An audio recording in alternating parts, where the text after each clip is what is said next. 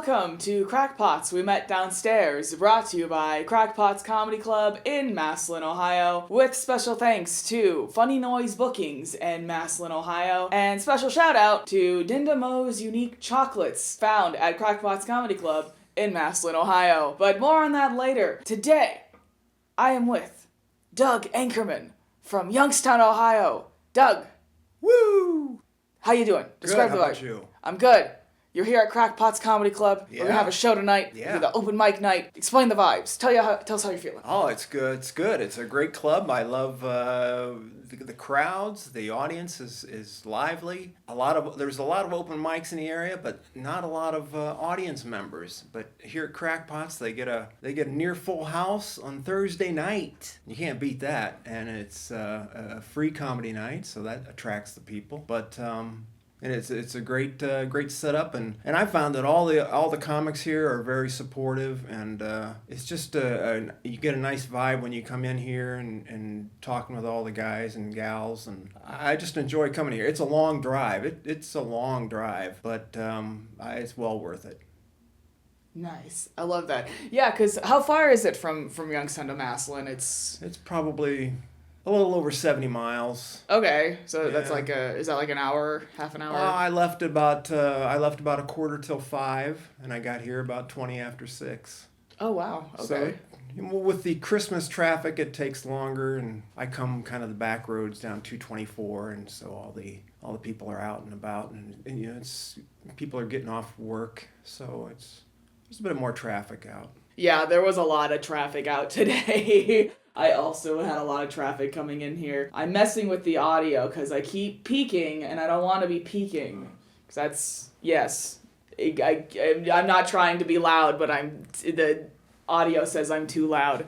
Anyway. I peaked about when I was 15, and it's been downhill ever since. Oh, not 15. Yeah, you don't peak that early. I was an early peaker. You're peaking now, Doug. What do you mean? No. You're performing stand-up at Krackpots Comedy Club. Right. All right. Yeah. I gotta get psyched up. Yeah. For your peak. Right. That's happening now. I gotta wake up. You're gonna, yes. After my drive, I've got to wake up. Yeah. Get psyched up. Yeah. Heck yeah. So, okay. We want to do something a little bit different here. For Krackpots, we met downstairs. We don't want to be asking the same questions over and over. So I'm going to try to ask you a question that you've never been asked before. Sure. Okay. Shoot. Put the gun away, please. I was just no, don't shoot. So, who would be most likely to win in a fight? A gallon of apple cider vinegar or a can of soup? In a fight, well, I would say the apple cider vinegar, because vinegar dissolves pretty much everything. So it would dissolve the can and then the soup, and so I would go with the apple cider vinegar. Nice, that's a good thing. I was thinking, well, the soup is it's like a can of soup, like a tin can. It could hit the cider. I don't know, could that bust open the can of cider before it has a chance to? Possibly, but then the spillage would get the can. That is true. Yeah. Now, depending on what kind of soup, is it Progresso, Campbell's? It doesn't. I don't know. Well, is there a specific brand that would do better in a fight? That would fare better against apple cider vinegar? What's the hearty soup though? That might be it's a stronger soup, or a bean soup. Like a stew, like a beef stew. A thicker soup would probably do some damage to the apple cider. Yeah, I don't know. I've never been asked that question before. Yes, I did it. Heck yeah. You are quite bizarre, Rebecca. I get that a lot. Thank you. Thank you. So why don't you tell me a little bit more about your stand-up journey?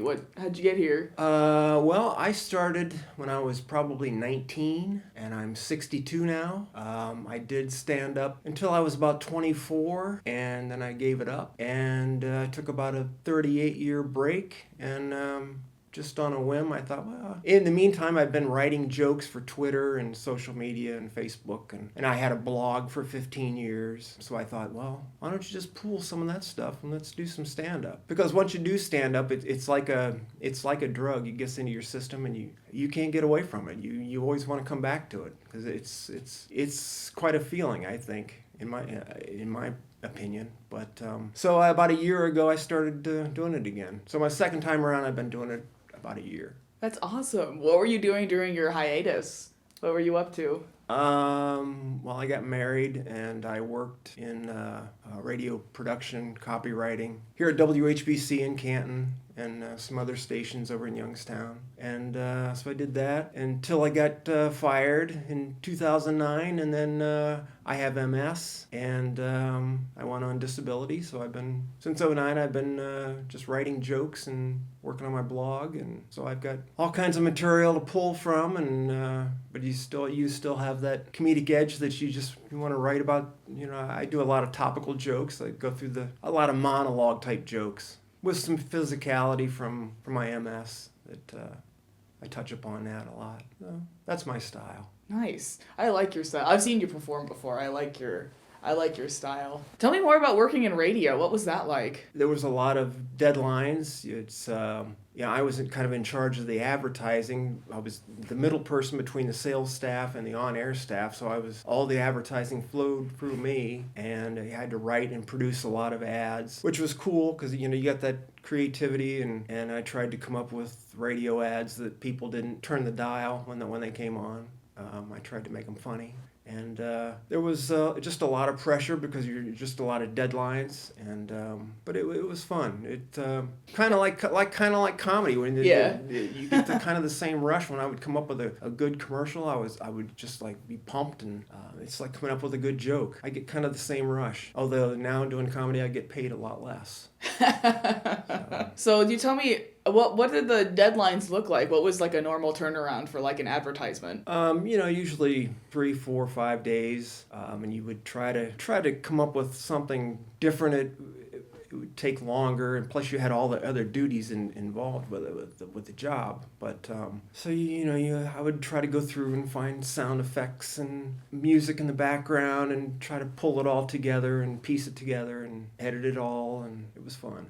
Did the people who wanted to get advertised, did they come to you, or did you have a boss that was like, hey, you need to make a commercial for this person? Yeah, the salespeople would go out and talk to the clients and then bring the information back and say, here, we need a 60-second ad or a 30-second ad. It starts in 4 days, and this is what they want. They would give me copy points. And so you just take that and do whatever. Over time, you knew which clients would let you go a little bit further than other clients. You had more creative freedom with some clients than you did with others. Although, I used to do a damn good funeral home commercial. I loved doing funeral home commercials. Really? I did some great funeral home commercials. Well, what's the appeal for the funeral homes? What made them stand out from other clients? It's just I did one where I had like 6 voices reading the same script, but they were different ages. I had my boys record, and then another younger guy, and then I had a younger sounding voice, and then I had a little bit older sounding guy, and another. And like the final guy was our caretaker, who was in his 80s, and he was the final guy. So then you just kind of get the flow from young, being my sons were probably 3 and 4, up to this 80-year-old guy, and about preparing your funeral. And I don't know, that was just one of the ideas I had that I did. I thought it was pretty cool. I think that's pretty cool too. You get to show how was I going to say, like the span of a lifetime. Yeah, the progression of the age progression. That's so cool. That's awesome. I don't have anything.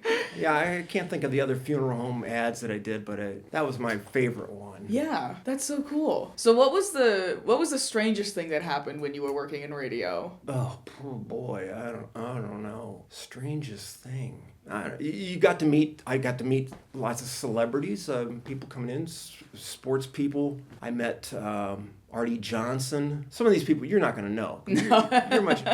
Artie Johnson was on Laugh-In. I met, who else did I met? Douglas Fairbanks Jr., who was an old-time actor. I met Greg Brady from the Brady Bunch. Oh, I know the Brady Bunch. Yeah, okay. Barry Williams was his name, and it was just you wouldn't believe in Canton the number of celebrities that would come through. Musicians, Eddie Money, and I was working in the production studio, and I had a close encounter with Darius Rucker from Hootie and the Blowfish. Oh, okay. He opened the door to the production studio, looked in at me, and realized he was in the wrong room, and he goes, "Oh, sorry." I go, "No problem." So that was my close encounter with Darius Rucker. Nice. That's funny though. I've walked into like rooms that I wasn't supposed to be in. Like one time actually I did it once in high school and once in college too. And in high school it wasn't that bad because I like walked in, looked around, I'm like, oh wait, wrong class, and I stepped out. But in college, like I sat down and they were like taking attendance, and it wasn't until the end of attendance that my name wasn't on the list. And I was like, oh wait, I don't think I'm supposed to be in this class. Oh geez. He was like, oh, nice to meet you, bye. Should have hung around. You might have gotten a better grade. I don't know. I don't know, maybe. It was an easier class. I don't know. Easier class. That's funny. That's so cool. It was a lot of fun. It was a lot of it was very demanding, a lot of pressure, but it has its perks.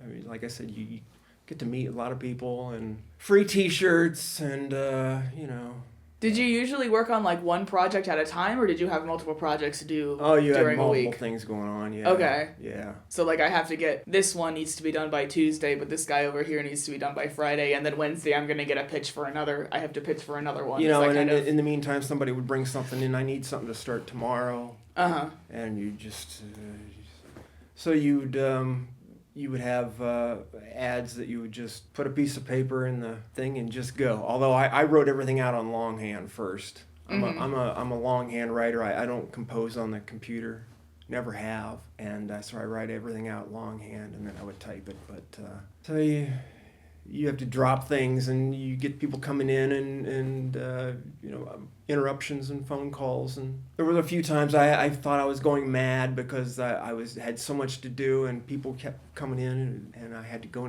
I was sat in the garage and trying to write an ad because I needed quiet to put something together. But it was fun. I did it for 20 years, so that was pretty good. Nice. I've heard, I was told in college when we were taking notes, like, writing them out is best. Like, you really want to write because that helps with the, like, mind-body connection or whatever. It helps you remember everything that you're taking notes on. And when I'm writing my material, too, I have, like, I have multiple notebooks. I fill them up, and then I get another one. Right. Yeah. But, yeah, writing by hand is very beneficial I've got for a lot of people, yeah. I like I said, I did a blog for 15 years. I started out, it was a humor blog for MS, and then I would also do blog posts, just straight humor. And I did about 780 posts over 15 years and got them all longhand written out. And then I've got notebooks or my journals of jokes that I've written for Twitter and Facebook for 15 years, and I keep it all. I keep thinking somebody's gonna want this when I die. But yeah. No, it's gonna go in the dumpster. I realize you don't know that. It's gonna go in the dumpster. You don't know that. I'm not gonna have a library. Somebody's gonna put this in a library. Oh, look at this! This great humor. We gotta save this. No. You don't know that. You don't know what could happen. No. You know what could happen, Doug. You haven't even peaked yet. What do you mean? Right. I'm 62. I think my peak happened. That was. I'm on the downside, so I'm mellowing out. I'm on the downside. But no. So. Don't talk like that. You got nowhere to go but up. Don't forget that. If I can get up out of the chair, then I'm good. People can't see on the podcast, but I have 2 canes. I use a wheelchair. I have a rollator. I have walkers. I'm the Inspector Gadget of mobility. That's what I've got. All kinds of trinkets and things to help me get around. What's that like, navigating, moving around? That's the challenge. You just have to, when Chris asked me to do the podcast, I'm like, okay, where am I going? What's the surface? I got to worry about my energy. How much energy is it going to use? And I'm always feel like I'm 5 or 6 steps in front of you or someone, whoever I'm walking with, because I'm checking surfaces. I'm checking, I got to check temperatures, time of day. So you're always on alert for that. But that's the fun part of MS. So I've seen you use the canes. I haven't seen, which places have you found have been better for like canes versus a wheelchair versus, other forms of mobility aids? Oh, usually, I go into a big box store. I'm in my chair. Mm-hmm. Because I can roll around, or if we go somewhere, touristy place or something, I'm rolling because I can save my energy. I'd rather save my energy for something more fun than instead of walking all over. So I'm hell on wheels. I can roll all over the place. Nice. Yeah, and it took me a while to get used to it. Someone with a physical impairment, that there's a transition period. It takes time and to get used to that. Your ego, it blows your ego. I need a wheelchair, man. But I'm over that now. But I use my wheelchair here at Krackpots, but I can't get up on stage. They've got steps. Yeah, they need to add a ramp. I think they should add a ramp. That should be the next big. Although here at Krackpots, because it takes me a while to get up on stage, I use that as my opening bit because it takes me a while to get up on stage. Yeah, I've seen that. I love your opening. So I use my disability to an advantage. That's why I have the canes with me. I got to use them. I do cane impressions, and I've been practicing on spinning a cane, but I'm not good at it. I can't get it down. You know how like people. Yeah, they like to wear like batons and stuff. Yeah, baton, and I can't do that. Well, the canes are a lot thicker than the batons. The center of gravity might be messing that's with what you I'm a having little trouble bit. with. Yeah, they're bigger and they're thicker, and they're heavier. So I'm looking for more advantages I can use on my canes to try to get a laugh. I'll do anything for a laugh. So. And that's comedy, right? Yeah, that's comedy. Trying a bunch of stuff, seeing what sticks. Mm-hmm. Yeah, but I think it's awesome that you're able to that you incorporate all your canes and that on stage. I think it looks really good and it's very unique. And I don't see a lot of other people doing what you do exactly. There should be more comedians with canes, using canes. That's what I'm really working towards that. I'm having a benefit to get more canes for comedians. We need more comedians with canes. The comedic potential of a cane cannot be unmatched. Right. We have to Exactly. capitalize on the opportunity. Capitalize on this opportunity. Start the trend. Canes for comedians. Yeah, exactly. I love that. That's awesome. You are whacked out. I get that a lot. Thank you. You know, Doug, you have been such a good sport answering all my questions. Why don't you ask me a question? Ask me any question you want. Oh boy. How did you get into comedy? What started your... Well, that started, I was in college. I was in film school, and my capstone, which is like the final project for film school, for your senior project, was a 20 to 30 minute documentary of me learning how to do stand-up comedy. So I did that, performed live for that documentary, cut it together, realized, hey, I actually really like doing stand-up. So I kept doing it for a while until I was actually at a different club. And I made it to the semifinals of their open mic competition, and then the world shut down because of COVID. Couldn't go to the semifinals. Was that why? Yeah. Oh, I didn't know it shut down because of COVID.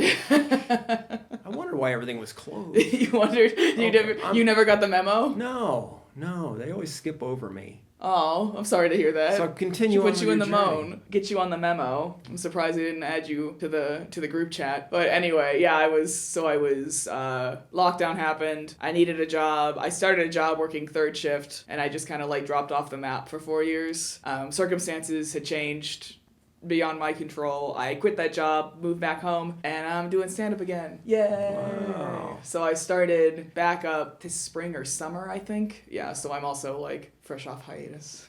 Ooh. But yeah. So you can relate to the addiction that is stand-up, right? Oh yeah. Can you? Oh yeah. When I was working, I actually they got to a point where how a lot of stand-ups would post their clips of them online, doing stand-up comedy. It got to a point where I couldn't watch any of them, or if there was somebody performing stand-up as a bit on a show or something, I had to turn it off because it made me so upset because I wanted to be up there telling all the jokes and I couldn't because I was working third shift. I give you credit. I see you. I mean, you're doing 2-3 nights a week, and you've done 2-3 nights a week for a long time, and you're working hard at it. I bow down to you. Oh, thanks, man. I appreciate that. Yeah. That's what it takes. But you usually, is that your dad that you usually bring? Yeah, my dad comes with me. So you torture him watching all these other comics and everything. Oh, poor guy, man! Oh man. He chooses to come. I tell him that I'm going, and then he's like, oh, I said, do you wanna come with me? He's like, sure, yeah, I can come. And then I'll tell him oh, there's an open mic tonight. He's like, oh, can I come too? And I was like, yeah, you can come. So then he comes. Yeah. He's a trooper. Yeah, he's pretty great. It's better than staying home watching Wheel of Fortune and Jeopardy, right? Yeah, I guess. Yeah, I'm very, it's great that he comes around. He's very supportive. That's awesome. And everybody likes him. I think they like him more than me, but that's okay. That's all right. Well, Doug, thank you so much for coming up to this show tonight. I really appreciate you coming to us. I'm gonna shake your hand if that's okay. I appreciate You can't see it because it's just audio, but it's happening. You can hear the chair squeaking for us shaking hands. I need to lose some weight, I guess. No, it's just that needs to be oiled probably. Okay. Just greased a little bit. It's been nice being a guest. I appreciate you've got quite an office here. Thank you very much. Yes, we are actually recording above Krackpots Comedy Club for the viewers who can't see. We're recording in an old radio station that was it was closed down for a while, but we're bringing it back to life. And we have other kind of cubicle places in here where you can record as well. So if anyone's looking for a place to record, they can reach out to funnynoisebookings@gmail.com and they can help you out, set up a time for you to come in to record if you're working on a podcast or whatever you want to do. I don't know. Around a couple hours. I don't know your life, but we're here if you want some help. Also, come check out Krackpots Comedy Club, you guys. Come to a live show. We have our schedules are online, crackpotscomedyclub.com. Take a look at that. See what strikes your fancy. If you come in on a Friday or Saturday show, tell them Rebecca sent you and you'll get $5 off your check. And while you are here at Krackpots Comedy Club in Massillon, Ohio, check out Dinda Mo's Unique Chocolates. She's got her own little booth at the front of the club. You'll find it. You'll know where it's at. And you can also order Pigs in Mud, which is like a little brownie that looks like a piggy, and the piggy's covered in chocolate, and the chocolate's covered in maple syrup, and not maple syrup, chocolate syrup, but it's so good, you guys. I've had it. Order it. Dinda Mo's Unique Chocolates, Pigs in Mud. You can really only get it here, so order it. Krackpots Comedy Club. Come to a live show. That's our outro. Bye.